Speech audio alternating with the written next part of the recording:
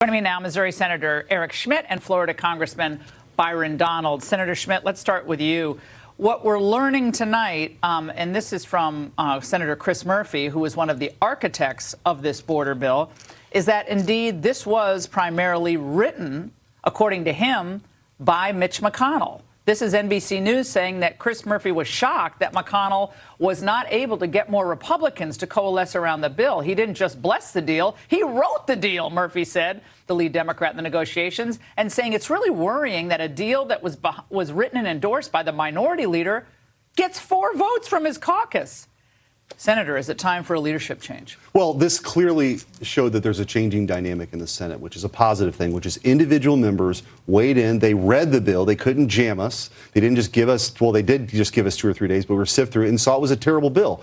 The American people know Joe Biden has every authority right now to close the border. He won't do it. These language changes weren't going to matter. And they made it worse. It created an express lane for illegal immigration. You were having these asylum, outside of the judicial system, these asylum agents approving citizenship on the spot, removing Texas from having but millions of people could still come into the country. The whole point is we don't want millions of people coming into the country. Right. And so what happened is the people spoke and the senators stood up on behalf of the American people and our sovereignty and defeated this terrible bill. So it's a big win.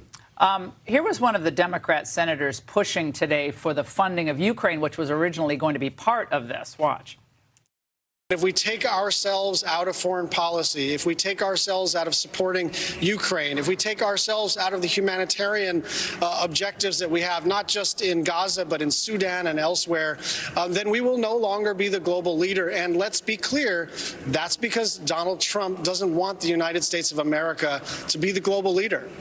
Yeah, the Hawaiian sun has baked his brain, Congressman. Joe Biden has made us weaker on the world stage. Certainly it wasn't under Donald Trump.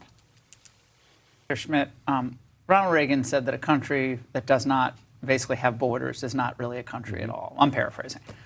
How are we a superpower when we say, no, we're not going to allow this travesty to continue at the border? There's no exceptions. We're shutting down these border crossings until we can get a handle on the 10 million people plus that are already here. Yeah, and we ought to demand. How is that a superpower? Right. Listen, if you can't control your own border, you're not a country, right? And Joe Biden has every tool to do that right now. We ought to demand that. But look, this is what happens. This win today on this vote in the Senate is what happens when conservatives, we have the courage to stand up and fight. That's what the American people are responding to. That's what they want us to do. And we ought to do this. And by the way, pivoting now, and not having a secure border and then pivoting immediately to sending billions and billions and billions of dollars to Ukraine for their border is total insanity. But that's where the juice is. That's where the real passion is for Mitch McConnell. In Washington, Ukraine. But that's not where the people are at. No.